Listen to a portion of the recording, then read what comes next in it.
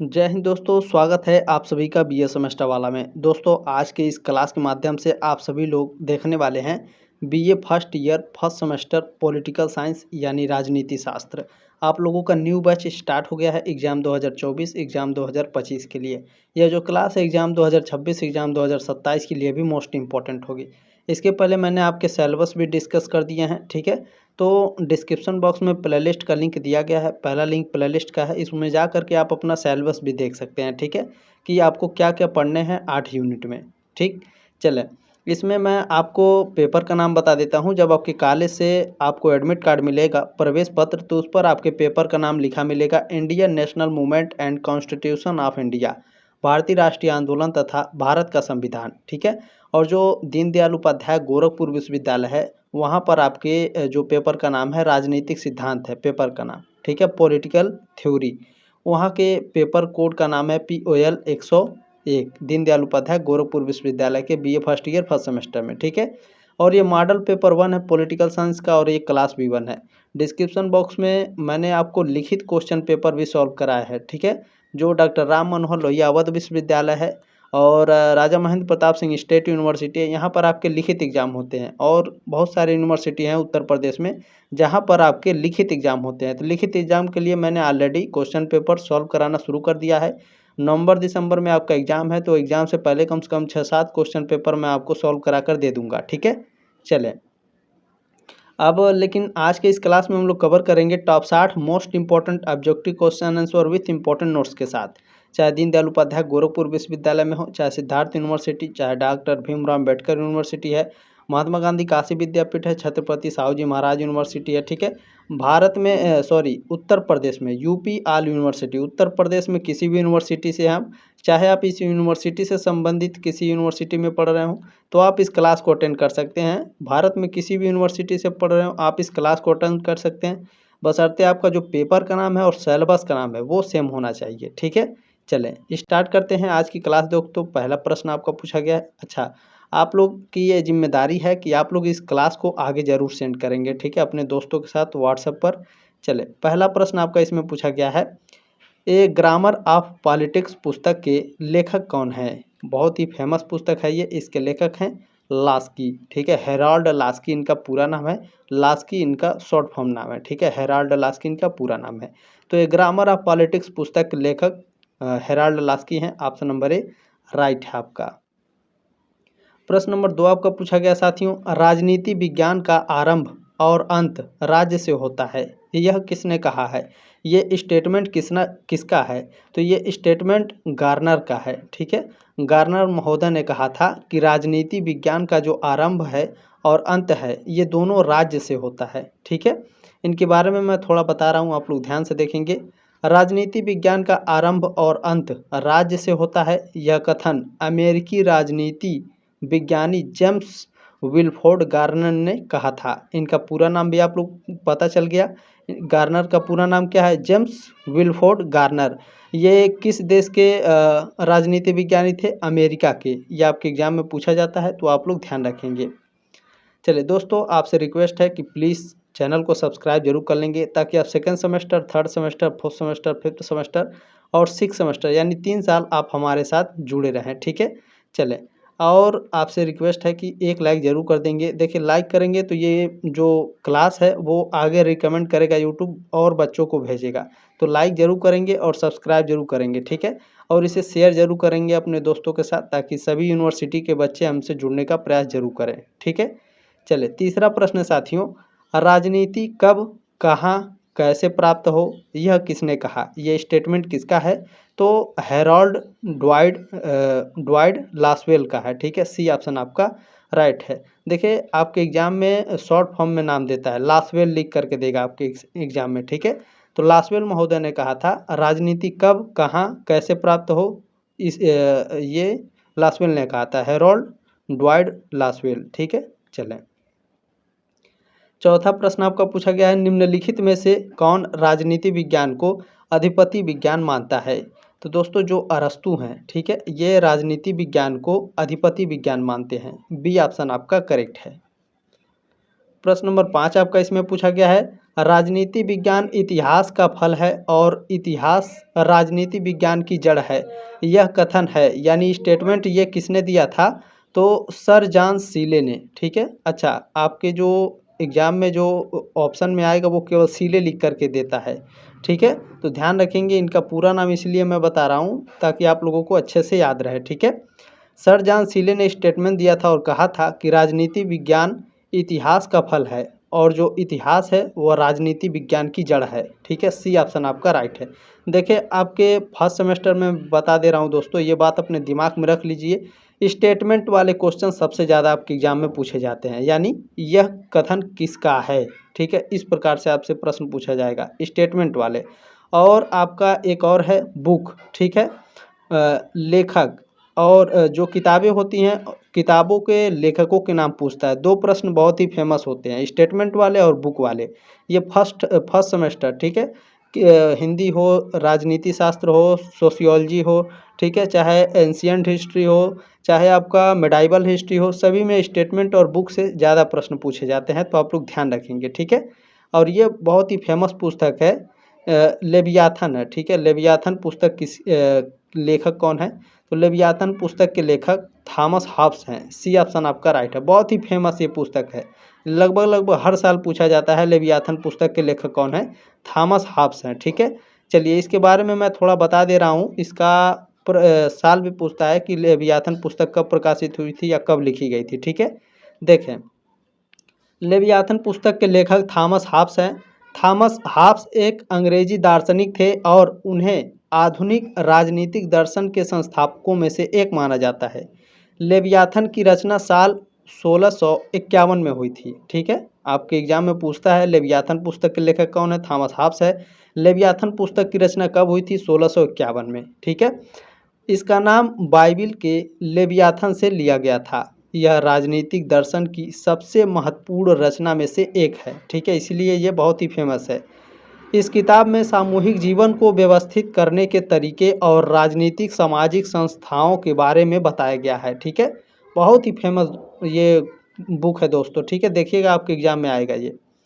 चलिए, सातवां प्रश्न आपका पूछा गया है, प्लेटो के अनुसार राजनीति विज्ञान की अध्ययन पद्धति है। तो प्लेटो के अनुसार राजनीति विज्ञान की जो अध्ययन पद्धति है वह निगमनात्मक है। बी ऑप्शन आपका करेक्ट है। यहाँ पर थोड़ा ध्यान देंगे। प्लेटो तर्क और विचार की प्रक्रिया के माध्यम से आदर्श राज्य और समाज की अवधारणा को विकसित करते हैं, जो कि मुख्यतः निगमनात्मक विधि पर आधारित है। प्रश्न नंबर 8 आपका पूछा गया, राजनीति विज्ञान सर्वोत्तम विज्ञान है, किसका कथन है? ये स्टेटमेंट किसने दिया था? तो अरस्तु महोदय ने यह स्टेटमेंट दिया था और कहा था कि राजनीति विज्ञान सर्वोत्तम विज्ञान है। बी ऑप्शन आपका करेक्ट है। प्रश्न नंबर 9 आपका पूछा गया है, किसने कहा कि, ये स्टेटमेंट किसका है? हमारा राजनीति शास्त्र निर्जीव है। ठीक है, निर्जीव यानी सजीव होता है एक, ठीक है, जिसमें जान हो वो सजीव होता है। निर्जीव जिसमें जान नहीं हो, जैसे लकड़ी का मेज हो गया, ठीक है, जिसमें जान ना हो वो निर्जीव होता है। सजीव जिसमें जान होता है। तो राजनीति विज्ञान हमारा राजनीति शास्त्र निर्जीव है, ये स्टेटमेंट दिया था A.F. बेंटले ने। ए ऑप्शन आपका करेक्ट है। प्रश्न नंबर 10 आपका पूछा गया है, राजनीति विज्ञान एक मास्टर साइंस है। तो ये स्टेटमेंट दिए थे अरस्तु ने। ठीक है, अरस्तु ने ये कहा था कि राजनीति विज्ञान क्या है? एक मास्टर साइंस है। बी ऑप्शन आपका राइट है। प्रश्न नंबर 11 आपका पूछा गया दोस्तों, किसने कहा कि, यह स्टेटमेंट किसने दिया था? राजनीति विज्ञान शक्ति का विज्ञान है। तो कैटलिन महोदय ने कहा था कि राजनीति विज्ञान शक्ति का विज्ञान है। ए ऑप्शन आपका राइट है। देखें, राजनीति विज्ञान को शक्ति का विज्ञान कहने का श्रेय कैटलिन और लासवेल को जाता है। देखें, यहाँ पर आपके कन्फ्यूज हो जाते हैं जो बच्चे होते हैं, कहते हैं कि सर राजनीति विज्ञान शक्ति का विज्ञान है, आपने कैटलिन पढ़ाया था लेकिन ऑप्शन में लासवेल दे दिया, अब हम क्या करें? आप तो गलत पढ़ा दिए। ऐसा नहीं है। देखिए, मैं यहाँ आप लोगों का कन्फ्यूजन दूर कर दिया हूँ। ठीक है, लासवेल और कैटलिन इन दोनों का स्टेटमेंट है कि राजनीति विज्ञान शक्ति का विज्ञान है। यदि एग्जामिनर ऑप्शन में कैटलिन नहीं देता है तो लासवेल लिख करके जरूर देगा। ठीक है, तो दोनों को अच्छे से याद रखेंगे। प्रश्न नंबर 12 आपका पूछा गया है पॉलिटिक्स किसकी रचना है। वेरी वेरी मोस्ट इंपॉर्टेंट है ये, ठीक है। तो पॉलिटिक्स अरस्तू की रचना है, ए ऑप्शन आपका राइट है। बहुत ही फेमस पुस्तक है, ये भी हमेशा पूछा जाता है। प्रश्न नंबर 13 है, ये स्टेटमेंट किसका है। राजनीति विज्ञान, ठीक है। राजनीति विज्ञान के विज्ञान होने की बात तो बहुत दूर है, यह कलाओं में भी एक पिछड़ी कला है। ये स्टेटमेंट है बकल का, ए ऑप्शन आपका राइट है। प्रश्न नंबर आपका 14 पूछा गया है, राजनीति का पर्यायवाची अंग्रेजी शब्द पॉलिटिक्स यूनानी भाषा के किस शब्द से बना है। तो जो राजनीति है ये अंग्रेजी के पॉलिटिक्स यूनानी भाषा के पोलिस से बनी है, ठीक है। ए ऑप्शन आपका राइट है। चले यहाँ आप लोग देखेंगे, राजनीति का अंग्रेजी शब्द पॉलिटिक्स यूनानी भाषा के शब्द पोलिस से बना है। पोलिस शब्द का मतलब क्या होता है, नगर या फिर राज्य, ठीक है। चले आगे बढ़ते हैं। प्रश्न नंबर 15 आपका पूछा गया है, राज्य शब्द का सर्वप्रथम प्रयोग किसने किया। राज्य शब्द का जो सर्वप्रथम प्रयोग है मैकियावेली ने किया था, ये ऑप्शन आपका राइट है। प्रश्न पूछा जाता है राज्य शब्द का जो सर्वप्रथम प्रयोग मैकियावेली ने किया था वो किस पुस्तक में किया था, ये भी आपके एग्जाम में पूछा जाता है, ठीक है। तो ध्यान रखेंगे आप लोग, राज्य शब्द का प्रयोग सबसे पहले इटली के राजनयिक संगीतकार, कवि, नाटककार और राजनीतिक दार्शनिक निकोलो मैकियावेली ने किया था। उन्होंने अपनी विख्यात रचना द प्रिंस में स्टेटो यानी राज्य शब्द का प्रयोग किया था। इस रचना में उन्होंने भूक्षेत्रीय संप्रभु सरकार का वर्णन किया था।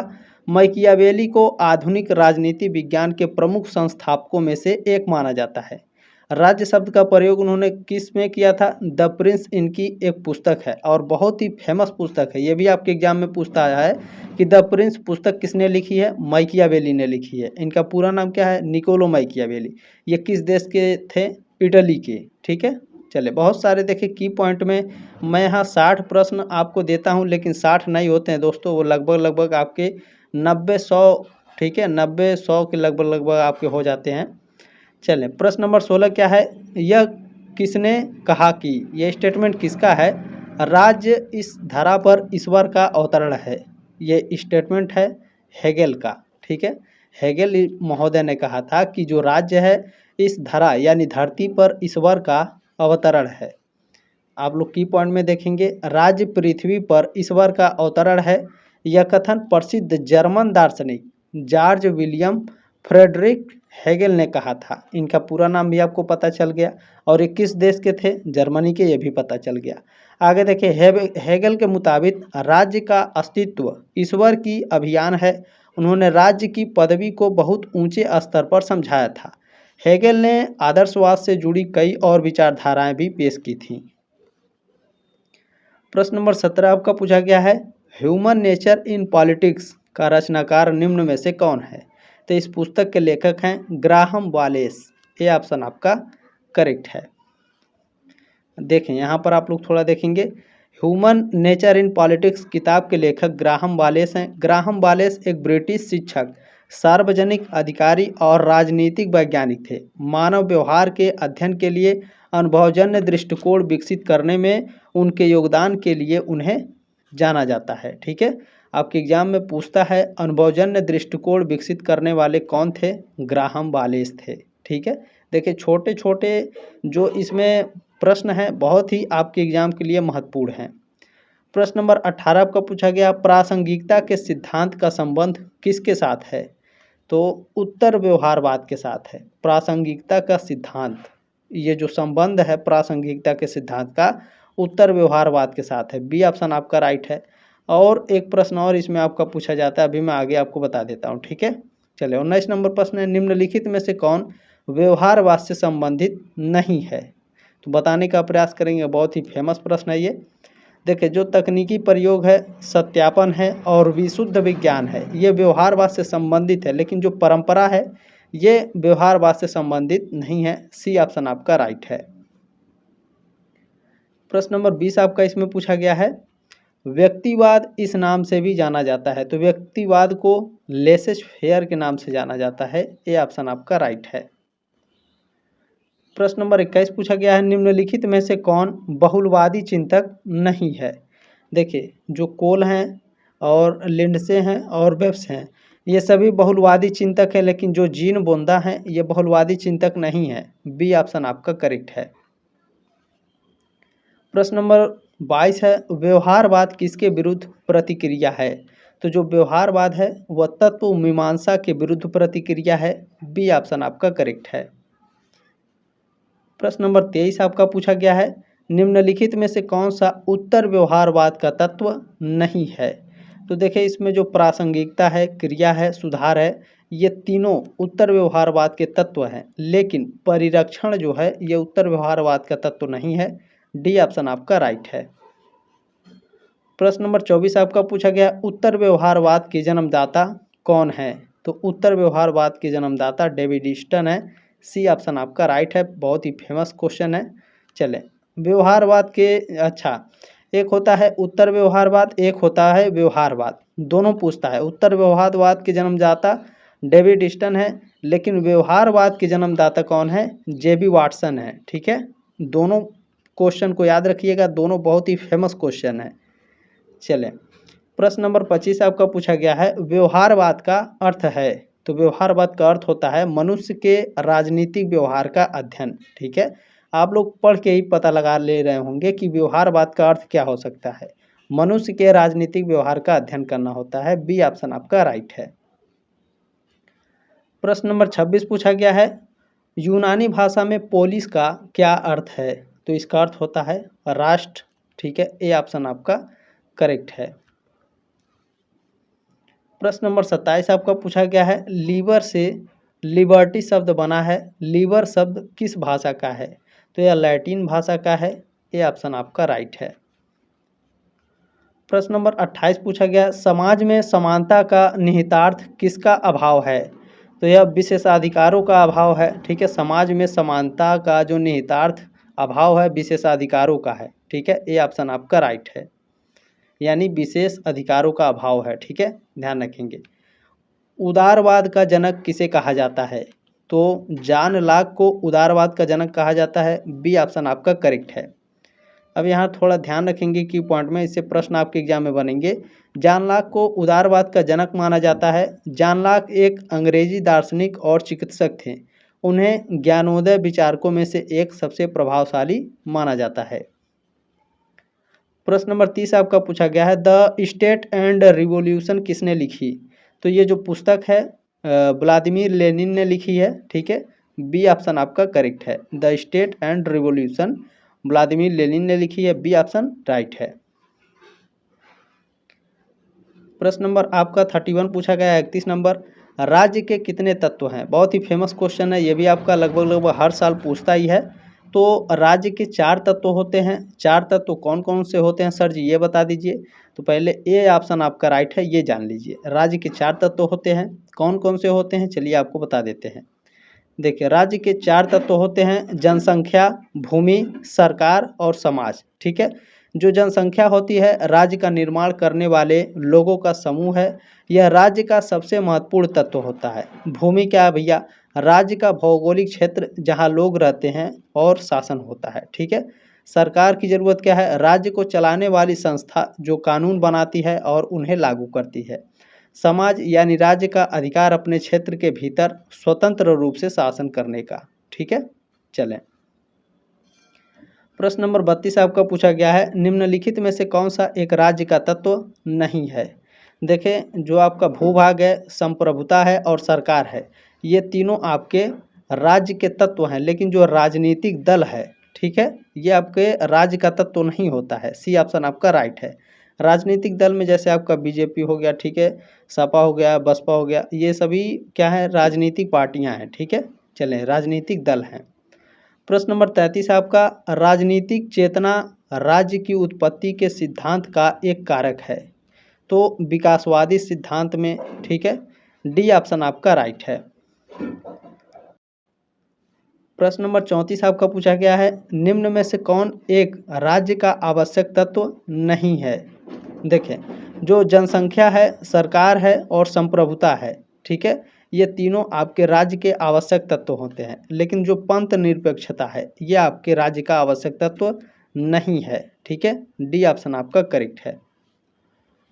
प्रश्न नंबर आपका 35 है। 35 नंबर प्रश्न पूछा गया है, निम्नलिखित में से कौन सा एक राज्य का आवश्यक तत्व नहीं है। देखिए, जनसंख्या, भूभाग और सरकार ये सभी राज्य के तत्व होते हैं, लेकिन जो धर्म है ये राज्य का तत्व नहीं है। डी ऑप्शन आपका करेक्ट है। प्रश्न नंबर आपका 36 पूछा गया। 36 नंबर, राज्य का आधार इच्छा है, शक्ति नहीं, यह कथन किस विचारक का है। यानी ये स्टेटमेंट किसने दिया था, तो थॉमस हिल ग्रीन ने दिया था। ठीक है, इनको शॉर्ट फॉर्म में टी.एच. ग्रीन कहते हैं। इनका पूरा नाम है थॉमस हिल ग्रीन। इन्होंने कहा था कि जो राज्य है, राज्य का जो आधार होता है इच्छा है, शक्ति नहीं होती है। ठीक है, बी ऑप्शन आपका राइट है। प्रश्न नंबर आपका 37 पूछा गया है, राज्य की सर्वोच्च परिभाषा किसके द्वारा दी गई है। अरस्तु के द्वारा, प्लेटो के द्वारा, सीसरो के द्वारा या फिर गार्नर के द्वारा। तो जो राज्य की सर्वोत्तम परिभाषा है यानी सबसे अच्छी परिभाषा है वह गार्नर के द्वारा दी गई है। डी ऑप्शन आपका राइट है। प्रश्न नंबर 38 पूछा गया है, सोशल कॉन्ट्रैक्ट पुस्तक के लेखक कौन है। वेरी वेरी मोस्ट इंपॉर्टेंट, ये बहुत ही फेमस पुस्तक है। ठीक है, सोशल कॉन्ट्रैक्ट यह भी आपका हमेशा पूछा जाता है, तो ध्यान रखेंगे इस पुस्तक के लेखक हैं रूसो। सी ऑप्शन आपका राइट है। ये पुस्तक कब लिखी गई थी यह भी पूछता है, तो द सोशल कॉन्ट्रैक्ट फ्रांसीसी लेखक और दार्शनिक जीन जक्वेस रूसो ने 1762 में लिखा था। पुस्तक वाणिज्यिक समाज की समस्याओं के सामने एक राजनीतिक समुदाय स्थापित करने के तरीके को वर्णित करती है। प्रश्न नंबर 39 आपका पूछा गया, निम्नलिखित में से संसदीय सरकार का सर्वोत्तम उदाहरण है। संसदीय सरकार का सर्वोत्तम उदाहरण हमारा प्यारा देश भारत है भैया। ठीक है, हमारा प्यारा देश भारत है। ठीक है, चलें आगे बढ़ते हैं। ऑप्शन नंबर ए राइट है। प्रश्न नंबर 40 आपको पूछा गया, संसदीय प्रणाली में राज्याध्यक्ष होता है। यानी जो संसदीय प्रणाली होती है इसमें राज्य का अध्यक्ष कौन होता है, तो कार्यकारी प्रधान होता है। सी ऑप्शन आपका राइट है 40 का। प्रश्न नंबर 41 है, मताधिकार का अर्थ है। मताधिकार का मतलब क्या होता है, अपने प्रतिनिधित्व चुनने के लिए मत देना यानी वोट करना। ठीक है, स्वेच्छानुसार मत देना यानी स्वेच्छा अपनी इच्छा के अनुसार किसी को भी हम वोट दे सकते हैं। मत देना यानी वोट डालना मताधिकार का भी अर्थ होता है। डी ऑप्शन आपका राइट है, उपरोक्त सभी। प्रश्न नंबर 42 पूछा गया है, वैज्ञानिक समाजवाद का प्रवर्तक कौन है। तो वैज्ञानिक समाजवाद के प्रवर्तक कार्ल मार्क्स हैं। सी ऑप्शन आपका करेक्ट है। प्रश्न नंबर 43 आपका पूछा गया, कौन सा लोकतंत्र का आवश्यक एवं अभिन्न अंग है। तो देखिए, जो जनता है यह लोकतंत्र का आवश्यक एवं अभिन्न अंग है। सी ऑप्शन आपका राइट है। प्रश्न नंबर 44 आपका पूछा गया है, आधुनिक राज्य है। तो जो राष्ट्रीय राज्य है ये आधुनिक राज्य है। ऑप्शन नंबर ए राइट है आपका 44 का। प्रश्न नंबर 45 आपको पूछा गया है, उदारवादी सिद्धांत का मूल तत्व है। उदारवादी सिद्धांत का मूल तत्व होता है व्यक्तिगत स्वतंत्रता। ए ऑप्शन आपका करेक्ट है। प्रश्न नंबर 46 आपका क्या पूछा गया है, सीमित सरकार का प्रथम आधुनिक प्रतिपादक कौन है। तो सीमित सरकार का प्रथम आधुनिक प्रतिपादक जॉन लॉक हैं। डी ऑप्शन आपका करेक्ट है। प्रश्न नंबर 47 आपका क्या पूछा गया भैया, प्रश्न नंबर 47 है, कल्याणकारी राज्य सुनिश्चित करता है। तो जो कल्याणकारी राज्य होता है यह आर्थिक, सामाजिक और राजनैतिक हित को सुनिश्चित करता है। डी ऑप्शन आपका राइट है। प्रश्न नंबर 48 आपका पूछा गया, संप्रभुता एक विशिष्टता है। तो संप्रभुता राज्य की एक विशिष्टता है। बी ऑप्शन आपका करेक्ट है प्रश्न नंबर 48 का। प्रश्न नंबर 49 पूछा गया है, निरंकुश संप्रभुता के सर्वाधिक सशक्त समर्थक थे।